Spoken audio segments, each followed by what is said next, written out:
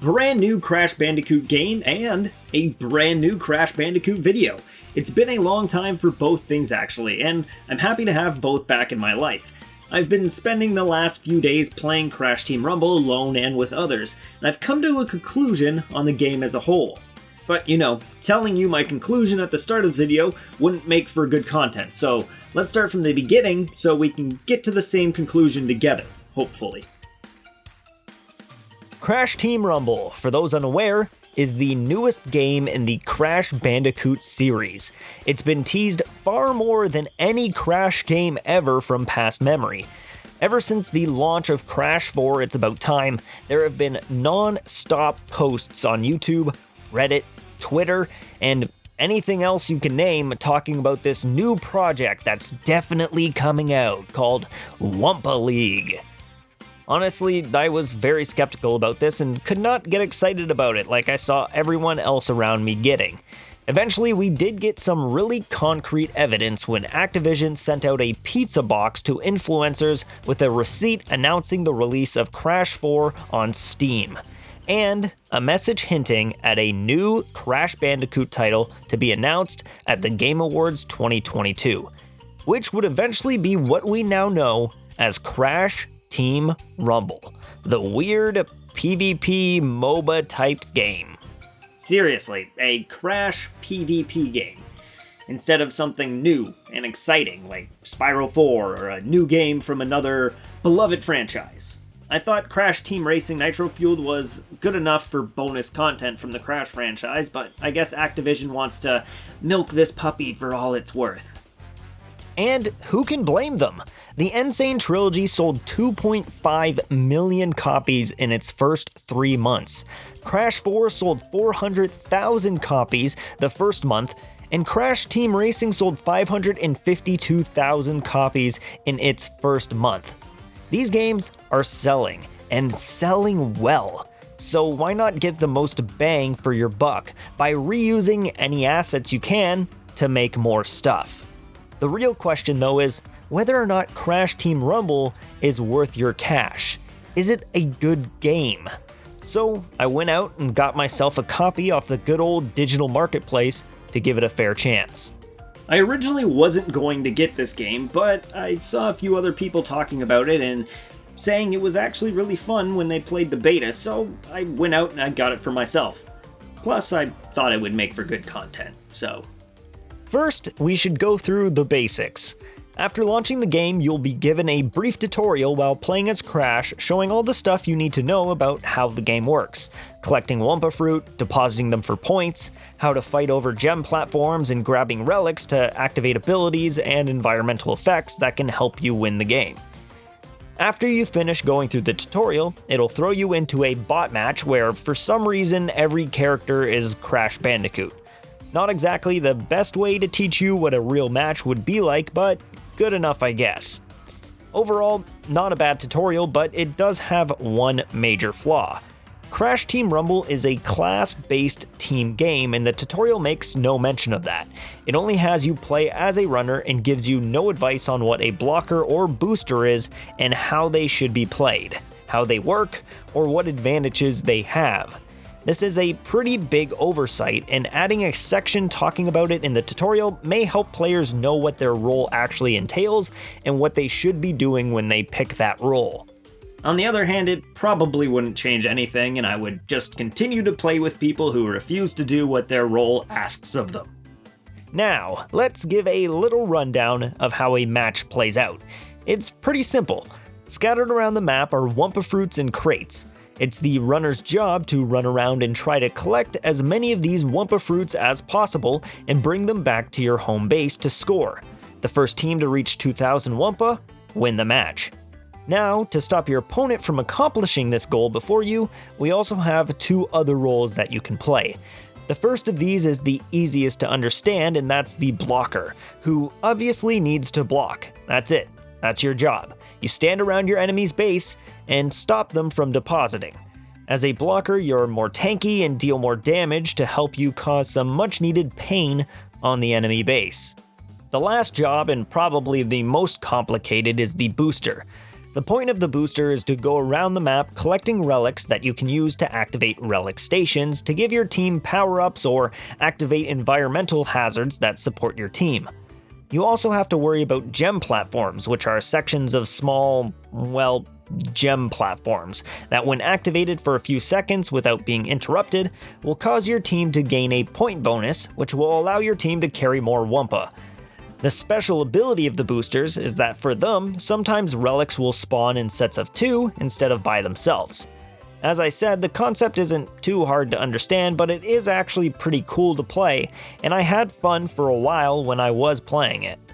Had fun for a while is the main takeaway from that sentence. I've only played the game for a few days now, and I've barely clocked in more than 11 hours of game time as of the recording of this video, and I'm starting to get bored of the game already.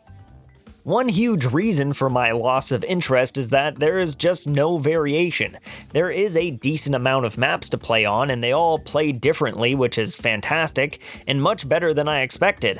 I really thought there was only going to be like 3, maybe 4 maps, but they ended up having 9, all with their own layouts and gimmicks, so I will give them that.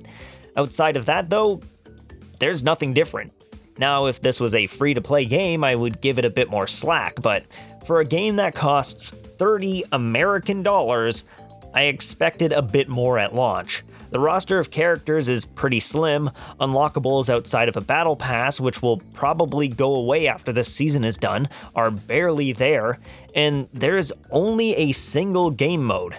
Now, I know there is a roadmap showing off that we will be getting more game modes, 2 more playable characters, and a few more things, plus the current leaks showing off some Spyro content in the future as well. But when I'm paying money for a game, I expect a lot of this stuff to be ready at launch, especially since some of the roadmap stuff is listed for September, which is 3 months away. A quick editor's note, while I was working on this video, Toys for Bob released a Season 1 calendar that shows exactly when everything will be showing up in the next few months, and, just like I stated, lots of content won't be showing up till late August or September, including Dr. Engine. There are also going to be events that let you unlock the characters early, which is weird, but I'm fine with that. The real issue is that from what the calendar shows, only one new game mode is going to be added to the game called Zap Trap, and it's limited time only, meaning that after it's gone, you won't be able to play it, and we're back to one game mode until a new event launches. These are also only a few of the issues. There are a bunch of other problems I have with the game on top of its lack of content at the moment, so let's get into some of that. First off, matchmaking is all over the place. From what I can tell, there is 0 skill-based matchmaking. Every match is just a roll of the dice. You could have a fun, even match, or you could get steamrolled by a team of 3 who have already played enough to max all their battle passes, which is crazy because it takes way too long to make any progress in the battle pass. 11 hours of gameplay has only gotten me about 10 levels in the pass. That's almost 1 hour per level, meaning close to 100 hours of game time to max the pass, unless they include some bonus XP weekends. The game needs some sort of matchmaking systems to stop things like this from happening, and to try and at least keep lobbies somewhat even, and that's just at the bare minimum for a PvP game. I'm amazed there is no ranking system, no way to show off how good of a player you are. All your staple stuff that's usually in a PvP game just isn't there. It's as bare bones as you can get. Like, so bare bones, you have to back out of a lobby to view weekly challenges. And there isn't a ready up button, or at least an obvious one. You can ready up by selecting your character and ability for the match, but it's blatantly obvious most people don't realize that, and it took me a while to figure it out myself. My biggest issue with this entire thing is the fact that it's online only. The game allows you to play solo against bots, but unless you have a connection to the internet, you can't even play the game mode. Why? Why add a bot match and the ability to play solo matches, but make it impossible to do these things in an offline environment? That brings me to the next thing with this game being online only. It means that eventually, you're just gonna have a brick you're not gonna be able to play. A brick you paid $30 for.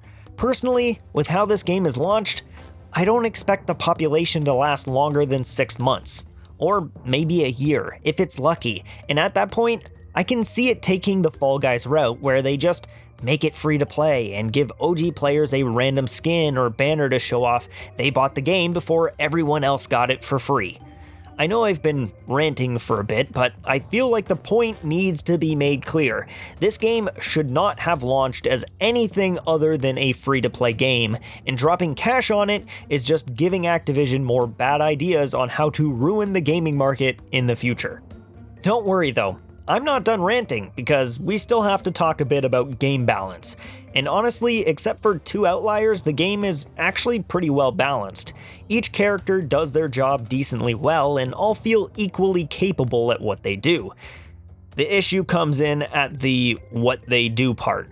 The runner job in general feels, well, I can't think of any way to put it besides bad. After playing all 3 runner characters for a while, I don't even see a reason to play them. They're slow, have almost 0 ways to counter a tank sitting on your base, and their bonus of being able to hold more Wumpa than other roles really doesn't make up for it. And this is where Coco comes in. After playing around a bit, I've come to the conclusion that Coco is the best character in the game. You don't need any runners. You could pretty much lock down an enemy base with 2 or 3 blockers sitting on their bank, and 1 or 2 Cocos doing all the Wumpa collecting. But why am I saying Coco is broken? Well, I'm glad you asked. She excels at everything. That's really it. She's the fastest character in the game with the most movement tech, allowing her to fly around the map collecting Wumpa much faster than any runner could ever hope to. Her wall ability, when used properly, can make for a real problem when trying to fight for gem platforms, and also makes it very easy for you to bank Wumpa while using them to stop blockers from getting near you. And on top of all that, she's a booster, so relics are often 2 for the price of 1. I have found using Coco as a runner is just way better than any actual runner every time. The fact I can get to crates faster than a runner means I'm guaranteed to get the Wumpa before the enemy team does, and on top of that, I can also get way more relics, allowing me to help my team more than a runner can by also activating power plates to give my team even more of an advantage, making a whole role in the game pretty much pointless, which is a pretty big flaw for a role-based team game. The second character that's not balanced well is Cortex, who has all the same issues as Coco, also being a booster with fast maneuverability, although not as fast as Coco. Cortex, unlike Coco though, is a character with a high skill ceiling. A bad or average Cortex main will barely be noticeable, but a great Cortex main will be the bane of your existence. He's the only character with a ranged ability, has decent maneuverability both vertically and horizontally, and can transform blockers to help him deposit. When a good Cortex is on the field, he is the biggest threat and can easily win a match solo for your team. I have to repeat myself though, because I know I've been ranting a lot about the game. And that's all for a good reason, don't get me wrong, but I need to repeat myself. I did have fun with this game for a while, and there is a reason behind that. The reason is because, well, the gameplay itself, for the most part, outside of a select few characters, everything at the moment feels somewhat balanced. Controls are responsive, and I find the concept of the game to actually be pretty interesting. The fact I can hop in and get a match done in just a few short minutes is great. I don't have to dedicate a large portion of my time knowing I'll be locked into a 15-minute PvP match. Pretty much every match starts up and the action never ends until the last Wumpa is deposited. I'm happy to see new ideas being pushed instead of the same old junk over and over again. I mean, I guess this is just a MOBA with less mechanics and a few twists, but it's weird and quirky enough to kind of fall into its own genre, and it's nice to see. The game has a great aesthetic too that any Crash fan will notice right off the bat, with each character's moveset really showing off the charm of their personality, and all the levels having the great Crash vibe we all have come to know and love. I can't really say similar things for the music though, because from what I hear and see, pretty much all of it is remixes of past songs or just straight up old music copied and pasted into this game. I do believe that with some love, patches, updates, and more, that this game could become something great that many people will enjoy, but it needs a lot of work before we get to that point. And with how the game is now and the fact it's not free to play, it makes it hard for me to recommend what I see here to others, especially knowing how other games like this have fared in the past. Crash Team Rumble was a fun game for a few hours, and then the fun quickly wore off. The excitement of a new Crash game faded away, and I was left with a hole in my wallet I wish I had spent on Taco Bell instead. I feel like I've made it very clear by now, but I would not recommend picking up Crash Team Rumble, even as a Crash fan. It's not worth it. Wait a few months, and I feel pretty confident the game will have dropped in price pretty quickly, or you'll just get a game with more content for the same amount of cash. But I'm pretty confident by then it might just be free to play. I look forward to the "this video has aged like fine wine" comments in a few months from now, but till the future rolls around and I can see if I'm right or wrong, I thank you for stopping by and listening to me ramble and rant. Until then, I'll see you all in the next video.